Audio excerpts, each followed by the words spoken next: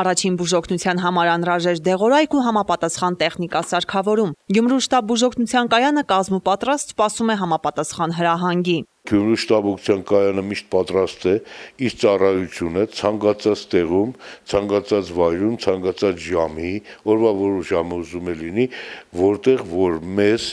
կուղարկեն, մենք պատրաստ ենք ծառայելու։ Արցախ մեկնելու ու երկրի սահմանները պաշտպանող զինվորի կողքին գտնվելու համար երկար մտածել հարկավոր չէ, ասում է շտաբ բուժօգնության կայանի տնօրեն Ռոբերտ Թորոսյանն ու ավելացնում, որ անպագորգոր բառերի փոխարեն իրեն գերադասում են գործել։ Չլինի, որ կռվից հետո թուր ճոճող ենք դառնում, բայց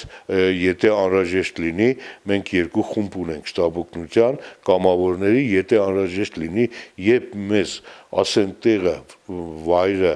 ժամը, մենք պատրաստ ենք երկու շտաբօգնության աշխատախումբ բժշկական ուղարկելու։ Կայանում երկու աշխատանքային կամավորական խումբ է առանձնացվել։ Մարտական դիրքեր մեկնելու անհրաժեշտության պարագայում առաջինը հենց այդ երկուսը կուղևորվեն։ Ներկա պահին շուրջօրյա աշխատանքային գրաֆիկով շտաբ բուժօգնության 4 ավտոմեքենա է սպասարկում քաղաքը։ Հարկ եղած դեպքում գործի կդրվեն 14-ը։ Այնպես կարվի, որ քաղաքի բնակիչները հանկարծ չտուժեն։ 13-14 աշխատախումբը աշխատեցնել մեր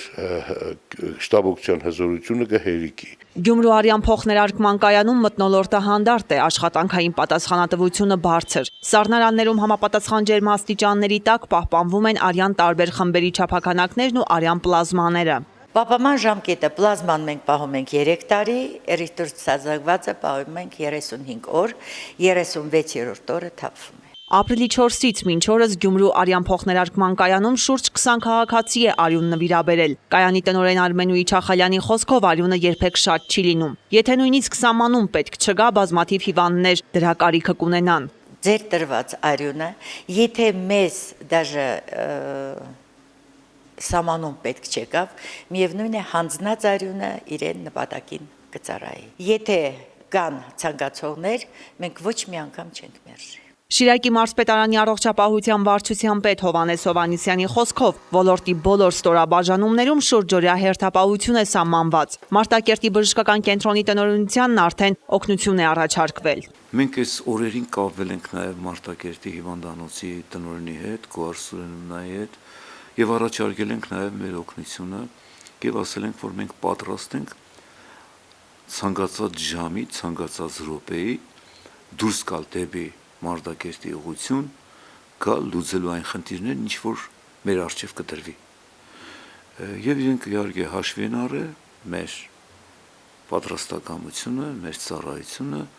եւ մենք այսպես ասած ամեն րոպե սպասում ենք, որ մեզ ներգրավեն։ Մարզի տարբեր տարածաշրջաններում բուժական օղակների պատասխանատուները զգուշացված են, արտակարգ իրավիճակում պատրաստ են ներդնել եղած հնարավորությունները։ Ոլորտի պատասխանատուն ճակերտները չի բացում, բայց վստահեցնում է։ Ես չեմ ուզում խաղաքարտերը մինչև վերջ բացեմ, մենք ունենք հadoop սարքավորված, նշանակված բժշկական ծառայություններ, որոնք անհրաժեշտության դեպքում կարող են ընդունել ցանկացած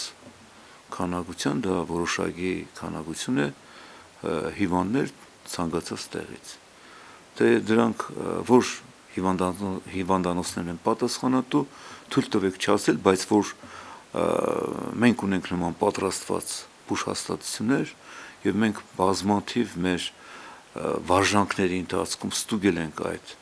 հիվանդանոցների կենսունակությունը, նման խնդիրներ լուծելու իմաստով դուք համոզված եղեք։ Աստված մի արասցես, սակայն հարկ եղած դեպքում բոլորը պատրաստակամ սպասում են հրահանգի։ Ալա Բաղդասարյան, Արթուր Մարգարյան, այսօր։